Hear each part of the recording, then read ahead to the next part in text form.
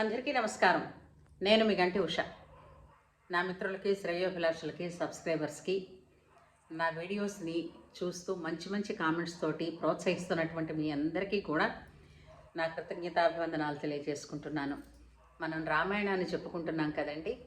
రామాయణంలో భాగంగా గత వీడియోలో ఎంతవరకు చెప్పుకున్నామంటే దశరథుల వారు దేహాన్ని చాలించారు.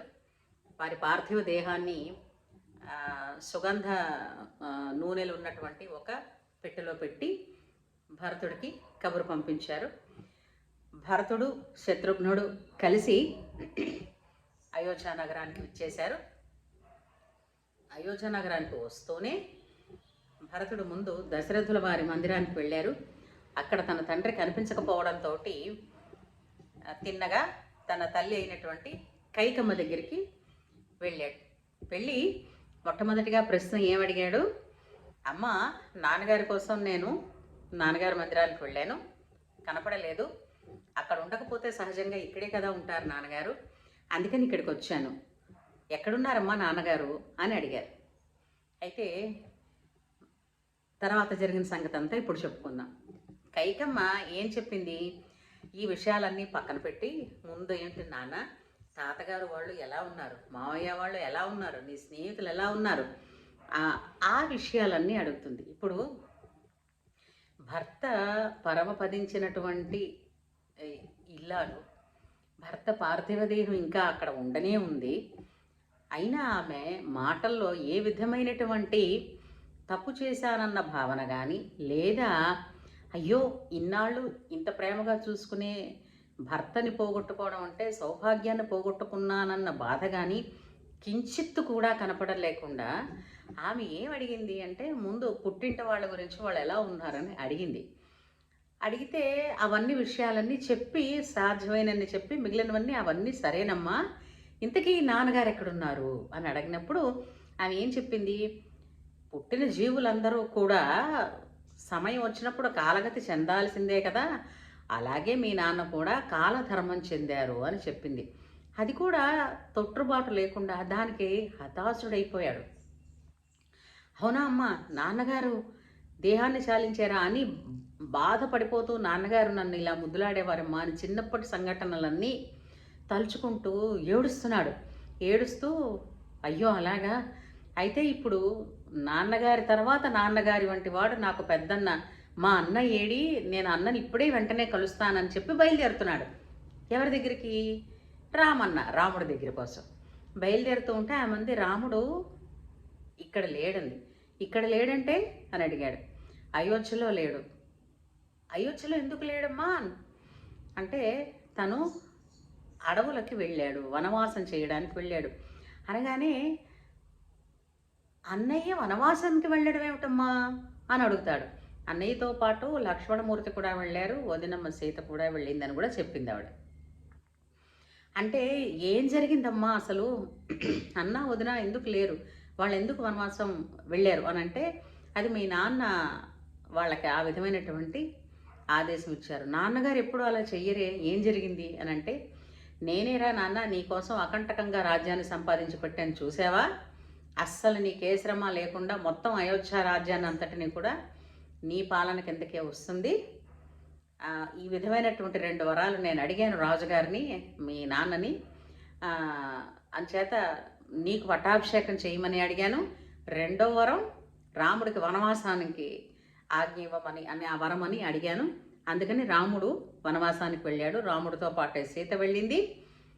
సీతతో పాటు లక్ష్మణమూర్తి కూడా అన్నా వదినలకి సేవ చేయడం కోసం వెళ్ళిపోయాడు అని చెప్పగానేనండి, ఒక్క పట్టున ఎంత కోపం వచ్చిందంటే తల్లి మీద, ఓ సి రాక్షసి, ఇలాగే అన్నాడు, నేను అడిగానా ఈ రాజ్యాన్ని, అసలు నా మనసు ఏమిటో నీకు తెలుసా, ఎంతటి అపనింద నాకు తీసుకొచ్చి పెట్టావు నా నెత్తిన. ఇంకా రేపు పొద్దున ఎవడైనా సరే అమ్మ సంపాదించి పెడితే ఒక ఆడది వరం అడిగితే రాజ్యాన్ని సంపాదించుకున్నాడు, కానీ వీడికి ఆ పాట కూడా చేత కాదన్నట్టు నువ్వు చేసావు కదా అని కోపం వచ్చేస్తుంది ఆయనకి. కోపం వచ్చేసి పెద్ద పెద్ద కేకలు పెట్టుకుంటూ, నేను వెంటనే వెళ్ళి ముందు మా అమ్మ కౌసల్యకి క్షమాపణ చెప్పుకోవాలంటూ బయటికి కైక మందిరం నుంచి బయటకు వస్తుంటాడు.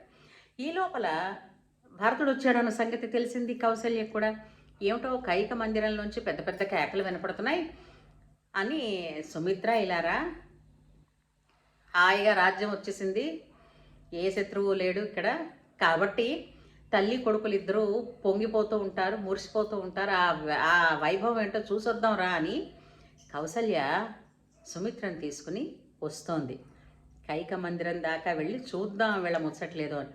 ఈ లోపల మధ్యలోనే భరతుడు ఎదురయ్యి ఇలాగా నేల మీద సాష్టాంగపడి ఏడుస్తూ దొడ్డమ్మ కాళ్ళ మీద పడి కాళ్ళు కడుగుతూ, కంటినీటితో కాళ్ళు కడుగుతూ ఎంతో బాధపడుతూ చెప్తాడు, అమ్మ నాకు తెలియదు, నాకు తెలిసి గనక మా అమ్మ ఈ వరాలు అడిగుంటే ఫలానా పాపం నాకు వర్తిస్తుంది, ఫలానా అంటే ఎన్నెన్ని పనులైతే పాపము అంటే పాపము అన్నవి వేటి కింద చేరతాయి, ఏ పనులైతే పాపం కింద చేరతాయో ఆ పనులన్నింటినీ పేరు పేరున వర్లించి నాకే గనక తెలిసి ఉండి అమ్మ గనక ఈ విధమైనటువంటి వరాన్ని కోరి ఉంటే ఈ పాపాలన్నీ నాకు సంక్రమించుగాక అని తల్లి దగ్గర అంటే కౌసల్య దగ్గర ఏడుస్తూ ఉంటే, అప్పుడు ఒక్కసారిగా తల్లి మనసు కదండి కిందన కూర్చుండిపోయి తన భరతుడి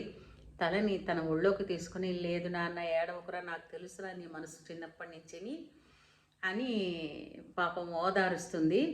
ఓదార్చిన తర్వాత ముందు జరగవలసిన కార్యాలు జరగాలి కదా. ముందు వెంటనే వశిష్ఠుల వారు వస్తారు. అసలు మొట్టమొదట దశరథుడు అంటాడు, నువ్వు ఇంత నన్ను బాధ పెట్టి క్షోభ పెట్టి రాజ్యాన్ని సంపాదించావు కదా, నువ్వు కానీ నీ కొడుకు కానీ నా శవాన్ని తాకకూడదని కూడా చెప్తాడు. కానీ భరతుడే వశిష్ఠుల వారు ఆయన ఆధ్వర్యంలో ఈ కార్యక్రమాలన్నీ పూర్తి చేస్తాడు.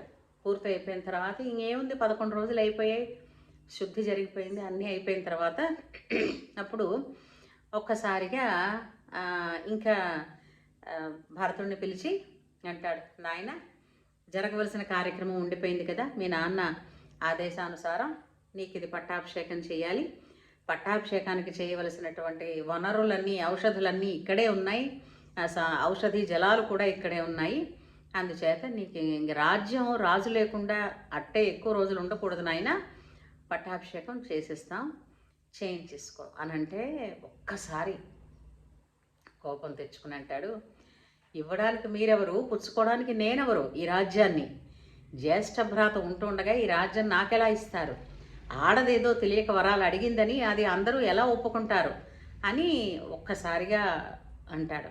అంటే నిజంగా మనసులో మురిసిపోతాడండి వశిష్ఠుడు. నిజంగా అసలు అయోధ్యకాండ ఇక్కడి నుంచి చదవడం గొప్ప కష్టమైపోతుంది. అది అంటే నిజంగా అన్నదమ్ములలో ఇంతటి అనుబంధం ఉంటుందా అన్నది ఆశ్చర్యం వేస్తుందండి. ఇలాగా ఆ కోపంగా ఆ మాట అనేసి వస్తూ ఉంటే, తన మందిరానికి వచ్చేస్తూ ఉంటే అప్పుడు వశిష్ఠుల వారు అంటారు, భరతుడి వాళ్ళ మేనమావకి కబురు చేయండి అంటారు. ఎందుకు ఆలోచించండి. సరే, ఇదిలా ఉండగా ఆ రోజున కోపంగా మందిరానికి వెళ్ళిపోయి భరతుడు కూర్చుంటే, భరతుడి దగ్గర ఎప్పుడు ఎవరుంటారు, శత్రుఘ్నుడు ఉంటాడు. ఈ లోపల ఒక వాళ్ళ ద్వారపాలకుడు గబగబా లోపలికి వచ్చి, మహాప్రభు అసలు ఈ అనర్థానికి కారణమైనటువంటి ఒక ఆడది బయట తిరుగుతోంది, దాన్ని తీసుకొస్తానంటాడు. అంటే శత్రుఘ్నుడు కోపంతో ఊగిపోతూ తీసుకురమ్మని చెప్తాడు. తీసుకురమ్మంటే ఎవరిని తీసుకొస్తారు, మందరిని తీసుకొస్తారు. ఆ మందర ఎలా ఉంటుంది, మందర అసలే పొట్టిగా ఉంటుంది, గూని కూడా ఉంటుంది తనకి. తను కైక ఏం చెప్పిందంటే, నువ్వు చెప్పిన వరాలు, నువ్వు చెప్పిన పద్ధతి నాకు గనక సఫలీకృతం అయిపోతే, భరతుడికి రాజ్యం వచ్చేస్తే కనుక నీ మూపురం ఎంతైతే ఉందో ఆ గూనికి దానికి అంతా బంగారపు కవచం చేయిస్తానని వరం ఇస్తుంది. ఆ బంగారపు కవచం మూపురానికి వేసుకుని అది తిరుగుతోంది అటు ఇటును గొప్పగా. ఆ పెద్ద ఆవిడ్ని గొరగొర ఈడ్చుకొచ్చేసి భరతుడి కాళ్ళ దగ్గర పడేస్తాడు శత్రుఘ్నుడు. పడేసి ఇదిగో అన్న, దీనివల్లే ఇంత అనర్థం జరిగింది. మనం మన నాన్నని కోల్పోయాము, మన అన్నని కూడా మనం కోల్పోయాము, ఊళ్ళో లేకుండా రాజ్యంలో లేకుండా చేసుకున్నాము. దీని అంతటికీ కారణం ఇదే. నువ్వు చెప్పు, ఆజ్ఞ ఇయ్యి, చంపేస్తాను దీన్ని అంటాడు. అనగానే ఈ లోపల భయంతో పెద్ద పెద్ద కేకలు పెడుతుంది మందర. కేకలు పెట్టేసరికల్లా పరిగెత్తుకుంటూ లోపల నుంచి వస్తుంది కైక. వచ్చి, నాన్న తప్పు దానిది కాదురా, నాది అని అంటూ వెనకాతలు నిల్చుంటుంది. కనీసం వెనక్కి తిరిగి కైక మొహం చూడకుండా ఒక్క మాట అంటాడండి భరతుడు. ఈ ఒక్క మాట భరతుడి యొక్క స్వచ్ఛమైన అంతరంగానికి గుర్తు. ఏమంటాడు తెలిసిందా? వెనక్కి తిరిగి చూడడు. చంపాల్సి వస్తే ఇదిగో ఈవిడ్ని చంపించాలి అని వెనక్కి చేయి చూపిస్తాడు. ఈవిడ్ని చంపాలి, తినని కాదు అని. అయినా సరే చంపడానికి మనం ఎవలం. ఇంతటి దారుణం జరిగినప్పుడు చంపాల్సి వస్తే చంపవలసిన వాడు రాముడు. రాముడు అందరినీ, అంటే ముగ్గురు తల్లులని సొంత తల్లులుగానే ఎలా అయితే చూశాడో, కౌశల్యతో పాటు సుమిత్రని, కైకని కూడా. నా తల్లిని నువ్వెందుకు చంపావు అని రేపొద్దున రాముడు మనల్ని ప్రశ్న అడిగితే మనం తల దించుకోవాల్సి వస్తుంది. ఆ ఒక్క కారణంతో రాముడే వదిలేశాడు కాబట్టి వీళ్ళు కూడా, మనం కూడా వదిలేద్దాం వీళ్ళని, బతకని అని మీరెక్కడ మొహాలు చూపించకండి అని చెప్పి మనస్సు తూట్లు పొడిచే మాటలు అంటే అవన్నీ కూడా భరతుని యొక్క బాధని తెలియజేస్తాయి అంతే. అయితే వాళ్ళు అక్కడి నుంచి లోపలికి వెళ్ళిపోతారు. తర్వాత అప్పుడు తనకి తక్షణ కర్తవ్యం ఏమిటి అని ఆలోచిస్తే వశిష్ఠుడు అంటాడు, ఇప్పుడు ఏం చేద్దామైతే అంటాడు. అంటే చెయ్యడానికి ఏమీ లేదు, రాముడు రాజు కావాలన్నది ఆలోచన మీ అందరికీ ఉందా? అందరికీ ఉంది. అందరూ ఇష్టపడుతున్నారా అంటాడు. అందరూ ఇష్టపడుతున్నారు. ఎవరైతే రాముడు రాజు కావాలని అనుకుంటున్నారో వాళ్ళందరం పదండి వెళ్ళి బతిమాలు తెచ్చుకుందాం రాముణ్ణి, మన రాముణ్ణి బతిమాలి మనం మళ్ళీ తెచ్చుకుందాం పదండి అని అంటాడు. మరి నాన్నగారు ఇచ్చిన వరం ఏంటవుతుంది? మరేం పర్వాలేదు, రాముడు రాజ్యం వెళ్తాడు, నేను ఆయన కొడుకునే కదా, నేను వెళ్ళిపోతాను వనవాసాలకి, అంతేగాని ఈ రాజ్యాన్ని అయితే నేను తీసుకోను అని అంటాడు. అంటే అప్పుడు వశిష్ఠుడు ఈ లోపల కబురు పెట్టమన్నాడు కదా, ఎవరికి? భరతుడు మేనమావకి. ఎందుకు మేనమావకి కబురు పెట్టమన్నాడు తెలిసిందా? భరతుడంటే రాజ్యాన్ని వద్దంటున్నాడు.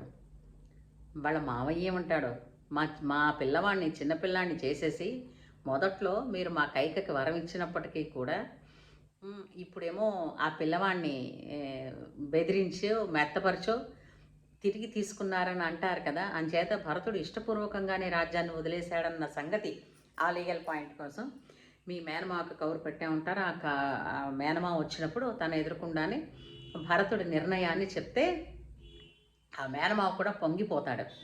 పొంగిపోయి అదే జరిపించండి అంటారు. అప్పుడు భరతుడు ఒక్కటే ఆజ్ఞ వేస్తాడు.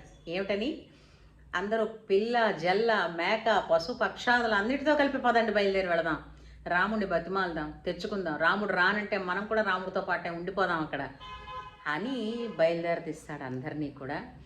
అప్పుడు అలాగే అని అందరూ మన్నాడు బయలుదేరదాం అనుకుంటారు. ఈ లోపల ఆ రాత్రి పడుకున్నప్పుడు పొద్దున్న లేవడానికి మరి మంగళధ్వనులతో రాజు నిద్రలేస్తాడు కదా. ఈ చిన్న పరీక్ష కూడా పెట్టాడు వశిష్ఠ మహర్షి భరతుడికి. మంగళవాద్యాలు మోగుతూ రాజుగారికి సుప్రభాతం పాడుతూ ఉంటే లేవమంటే నిద్దట్లో ఉండి కూడా ఒక్కసారి మహాకోపంగా, శత్రుఘ్న ఏమిటి వీళ్ళు, నేనేం రాజునా? రాజుని నిద్ర లేపినట్టు నన్ను లేపుతున్నారేంటి?